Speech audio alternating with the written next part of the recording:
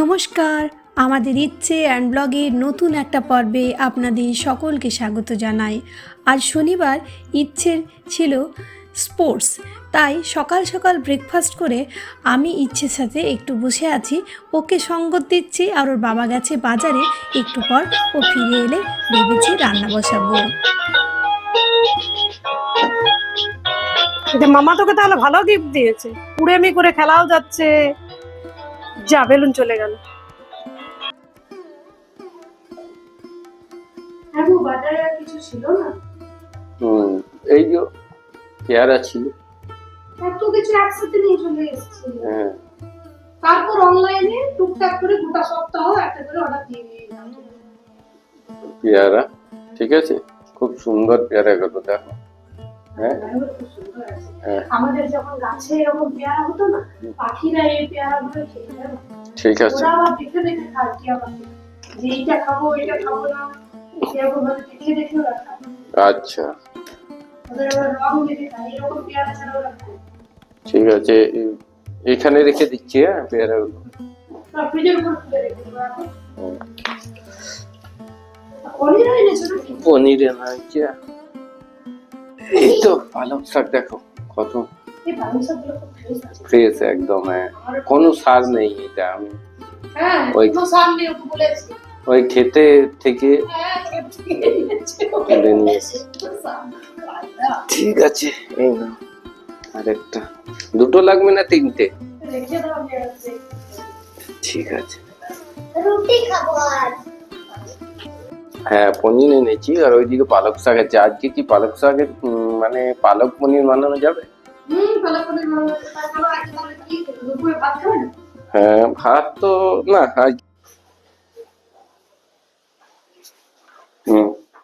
তার সাথে এই মাছ এনেছি, চারাপোনা। এতটা মাছ কি জন্য এনেছো তাহলে?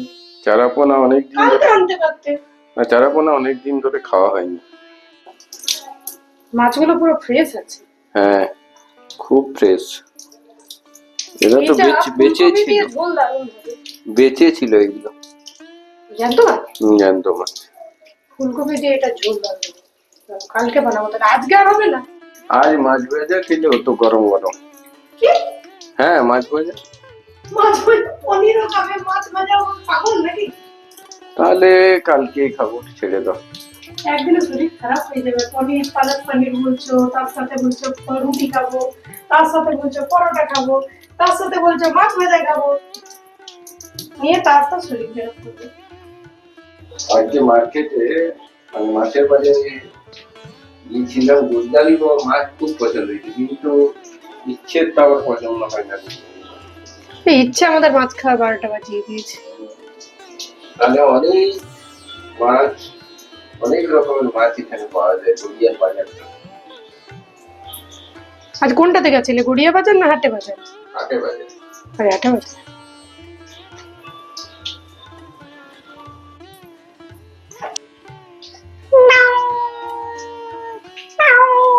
মাছ ভাজা খাবো। মাছ ভাজা, আচ্ছা ঠিক আছে। তাহলে মামা চলুন, দুপুরে আমাদেরকে যেতে হবে ইচ্ছেকে নিয়ে সেই গ্রাউন্ডে, তো তাড়াতাড়ি করে রান্নাগুলো কমপ্লিট করব। এই যে ফলগুলো ওর বাবা গুছিয়ে রেখেছিল, এমনিভাবে সামনে রাখলে কি হয়, যখন এই যার খিদে পায় একটু করে ফল খাওয়া হয়ে যায়, নিজে না জেনেই খেয়ে ফেলে মানুষ। এবার এই সবজি টবজি সব কিছু তুলেও রাখতে হবে, তার সাথে বসাবো রান্না। তো আমি প্রথমেই পালং শাকগুলোকে একটু ঠিক করে ছাড়িয়ে নেব, ডাঁটাগুলো বাদ দিয়ে পাতাগুলো আলাদা করব। চলুন, এই কাজটা চটপট করে করে ফেললে আর রান্না করতে একেবারেই সময় লাগবে না।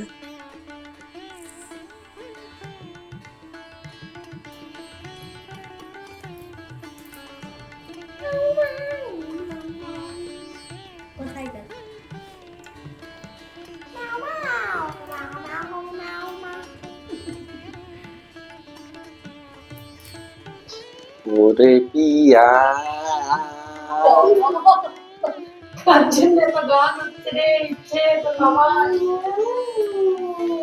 ওরে পিয়া বাবা,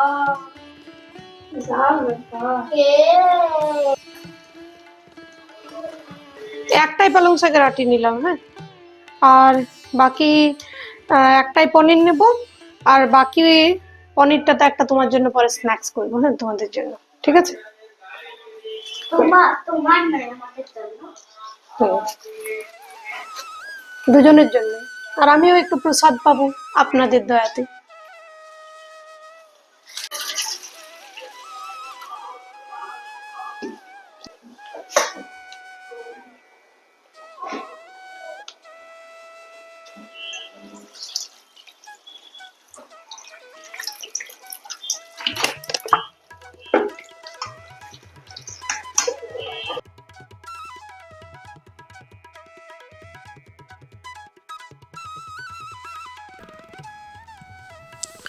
স্নান টান করে খানিকক্ষণ পরে ফিরে এসেছি। পনিরটাও আমাদের খুব সুন্দরভাবে নরম হয়ে গেছে, আর এদিকে দেখুন পালং শাকটাও আমাদের নরম হয়ে গেছে। তার সাথে আমি ধনেপাতা, আদা, রসুন, কাঁচা লঙ্কা এইগুলো দিয়ে একটা সব মিলিয়ে একটা পেস্ট বানাবো। পালক পনিরটা আমি এইভাবেই বানাই। এই ধনেপাতাটা দেওয়াতে না এত সুন্দর একটা ফ্লেভার চলে আসে, আপনারা একদিন অবশ্যই বানিয়ে দেখবেন। আর ইচ্ছে যেহেতু একাই থাকে, ইচ্ছে বললে ভুল হবে, ওর বাবাও তো একাই থাকে, শুধু অফিসটা যায় আর স্কুল যায়, আর আমি তো বুঝতেই পারছেন বাড়িতেই সারাদিন থাকি। চেষ্টা করি এমন কিছু খাবার বানানোর যেগুলো একটু স্বাদে অন্যরকম হবে, আবার খেতেও দারুণ হবে, আর তিনজনের মতো করে আমরা ছুটির দিনটা কাটানোর চেষ্টা করি। নিউট্রাল ফ্যামিলিতে তো এরকমভাবেই থাকতে হবে। আপনাকে যতই আপনি ভাবেন যে বাড়ির লোকরা আমাদের যেহেতু অনেকটা দূরে থাকে, মা বাবা দুজনেরই আমাদের বয়স হয়েছে, ওর তো মাও নেই, তাই ইচ্ছেকে আমরা চেষ্টা করি এমন কিছুভাবে ছুটির দিনগুলোকে ওর সাথে কাটানোর যাতে ওর মধ্যে একাকিত্বটা না ঘিরে ধরে। এক কথায় বলতে গেলে এখনকার দিনের বাচ্চারা সম্পূর্ণভাবে একা, একটা একটা করে বাচ্চা, আর তাদের না আছে খেলার মাঠ, না আছে বন্ধু বান্ধব। তাই ছুটির দিনে আমরা চেষ্টা করি সকাল থেকে এমনভাবে রুটিনটাকে ফেলার যাতে সকলেই একসাথে টাইমটাকে কাটাতে পারি। চলুন, এবার পেস্ট বানানো হয়ে গেছে। অল্প গরম মশলা, জিরে দিয়ে পরে সাদা তেলের মধ্যে পেঁয়াজটাকে ভেজে নিলাম, আদা রসুন এগুলোকেও এবার দিয়ে দিলাম এক চামচ করে। আর যেহেতু আমি বাড়ির মতো করে বানাচ্ছি, খুব একটা বেশি কিছু তেল এটার মধ্যে আমি কিন্তু অ্যাড করব না, একেবারে কম আছে এগুলোকে ভেজে নিচ্ছি। তারপর দিয়ে দিচ্ছি একটু কাশ্মীরি মির্চ, আপনারা চাইলে এখানে লঙ্কার গুঁড়োও দিতে পারেন, জিরের গুঁড়ো, ধনের গুঁড়ো দেবো অল্প অল্প করে, ছোটো চামচের 1 চামচ করে। যেহেতু পালং শাকের রেসিপি বানাচ্ছি, তাই সবুজ রঙটাকে বজায় রাখার জন্য আমি খুব অল্প পরিমাণে দিয়ে দিলাম হলুদ। এইবার নুন চিনি দিয়ে ভালো করে একটু নেড়ে চেড়ে নেব। তারপর যে পেস্টটা বানিয়েছিলাম সেই পেস্টটা এখন আমরা ঢেলে দিচ্ছি। তারপর এটাকেও একটু কম আছে মোটামুটি ওই 5-7 মিনিট কষিয়ে নেব। তাতে কী হবে, পালং শাকের মধ্যে যে একটা গন্ধ থাকে সেটা চলে গিয়ে এই যে একসাথে সব কিছুর পেস্ট বানিয়েছি সেই গন্ধগুলো অ্যাড হয়ে যাবে। মানে ওই রসুন, আদা, কাঁচা লঙ্কা, ধনেপাতা আর পালং শাকের মিক্স একটা ফ্লেভার এটার মধ্যে অ্যাড হয়ে যাবে, আর খেতে কিন্তু জাস্ট অসাধারণ লাগবে। আর পনিরগুলো এই অবসরে আমি কেটে নিয়েছিলাম। তারপর একটু কষা কষা হতে এই পালং শাকটা আমি দিয়ে দিচ্ছি অল্প একটু কাসুরি মেথি। ফ্লেভারটা এই অবস্থাতে একদিন দিয়ে দেখবেন, দারুণ হবে। আর অল্প দিয়ে দিলাম পালং শাকের রঙটাকেও ঠিক রাখার জন্য আর টেস্টটাকে ঠিক রাখার জন্য চিনি। এই অবস্থাতে চিনিটাও দিয়ে দেখবেন, খেতে কিন্তু জাস্ট অসাধারণ হয়। তারপর অল্প জল দিয়ে দিলাম, যেটাতে আমরা পালং শাকটা পেস্ট করেছিলাম মিক্সারে, সেই জলটাই দিলাম এখন। পরে অল্প একটু গরম জল আমি অ্যাড করব। তারপর পালং শাকগুলো এখানে ভালো করে আমাদের গন্ধটা চলে যাওয়ার পর পনিরগুলো অ্যাড করে কিছুক্ষণ ঢেকে রেখেছিলাম। এই অবসরে আমি একটু জলও অ্যাড করেছি, ওই কুসুম গরম জল। তারপর 5-7 মিনিট পরে পনিরগুলো নরম হতেই অল্প একটু গরম মশলার গুঁড়ো, অল্প একটু লেবু দেবো। তাতে কি হবে, এর মধ্যে যে একটা তিতপুটে ভাব থাকে পালং শাকের মধ্যে সেটা চলে যাবে। আর গ্যাসটা বন্ধ করে দিয়েছি জানেন তো। তারপর অল্প ঘি দিয়ে 5 মিনিট ঢেকে রেখে গরম গরম সার্ভ করব। আশা রাখি রেসিপিটা এদের খুব আজকে ভালোই লাগবে। আমার এমনিতেও এই রেসিপিটা খুবই সুন্দর হয়, দেখুন কি সুন্দর রঙটা এসছে না। এবার চলুন সার্ভ করে দিই গরম গরম খাবারটা। হিচকির থেকে ছুটকানো পাচ্ছি না।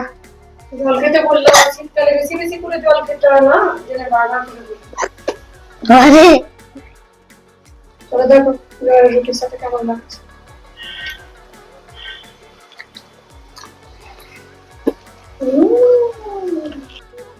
রংটা দারুণ এসছে, একদম পালক পনিরের টেস্টটাও দারুণ হবে আশা করি। দেখছি, খেয়ে দেখি। রংটা ভালো এসছে। অবশ্য দারুণ। আমিও বসে পড়ি। হ্যাঁ। চলুন এইবার খেয়ে দিয়ে বেরোতে হবে। আর যেহেতু ইচ্ছে স্পোর্টস আছে, ও ভীষণ ভয় পায় এইসব জিনিসে। সব কিছুতেই তো একটা বাচ্চা এক্সপার্ট হতে পারে না বলুন। চলুন এইবার ওকে রেডি করে বের করব। রোদটাও উঠেছে খুব সুন্দর। তাহলে চলো, স্পোর্টস এর জন্য রেডি তুমি? হ্যাঁ, তাই? স্পোর্টস একেবারে লাস্টে ছোটার জন্য। Ready for sports. আমি যদি না হয় তাহলে হয়তো একটা টিফিন দেয়, সেইটা তো ভাবতে হবে।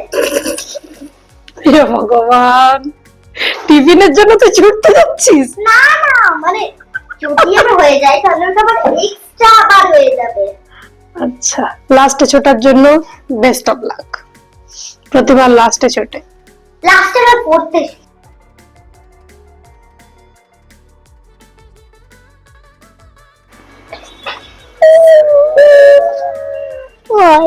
ভয় লাগছে।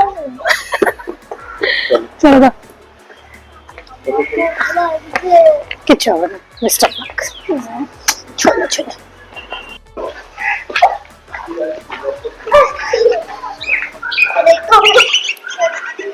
তুই আজকে হেঁচকে তোলার রেকর্ড করে দিবি। সকাল থেকে হেঁচকে, এই জন্য জল খেতে হয়, শীতকালে খুব মুশকিল। চলুন এইবার ওকে গ্রাউন্ডে পৌঁছে দেবো দুজন মিলে। তারপর আমরাও একটু স্পোর্টসটা দেখবো। জানি ও হবে না, কিন্তু ওর বন্ধুদের মধ্যে কেউ তো হবে বলুন। এই অংশগ্রহণ করানোটাও কিন্তু ভীষণ ভীষণ দরকারি। কি দরকার বাচ্চার কাছ থেকে গগনচুম্বী আশা করার যে ও সব কিছুতেই পারবে। তো এইবার পৌঁছে দিয়েছি আমরা, আর এইবার বসে স্পোর্টসটা দেখি। ভালো লাগলে ব্লগটা লাইক শেয়ার সাবস্ক্রাইব করে সাথে থাকবেন। ধন্যবাদ।